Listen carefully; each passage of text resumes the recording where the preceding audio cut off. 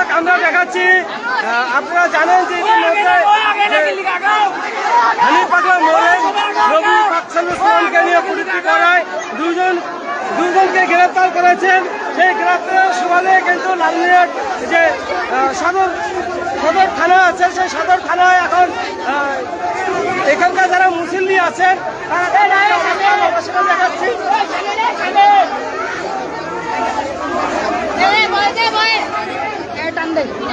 এখানকার মুসল্লিরা এখানে আসলে আপনারা জানেন যে লালমনিরহাট যে সদর উপজেলার যে পৌরসভার যে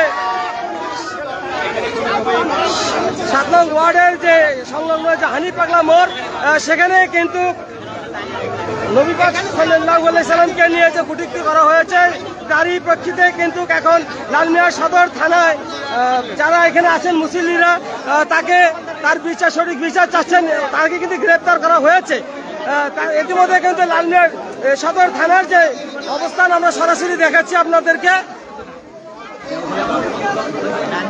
আপনারা দেখতে পাচ্ছেন যে এখানে তাদের যে ক্লাসিক্যাল গেট আছে, সেই গেটের তার কাছে চলে গেছে এখানকার সদর থানার ওসি আছেন।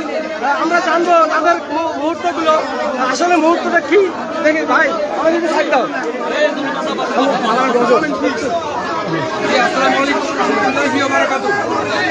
প্রিয় লালমনিরহাটবাসী, প্রিয় দেশবাসী, আপনারা লক্ষ্য করছেন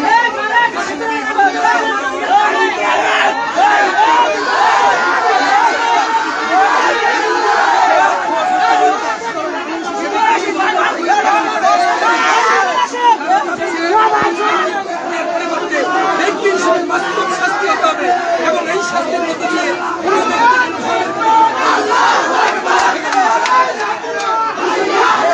দর্শক আমরা দেখাচ্ছি এখানে বক্তব্য দিলেন হারুনুর রশিদ, লালমনিরহাট জামাত দলের একজন নেতা। আমরা সরাসরি দেখাচ্ছি এখানকার অবস্থান।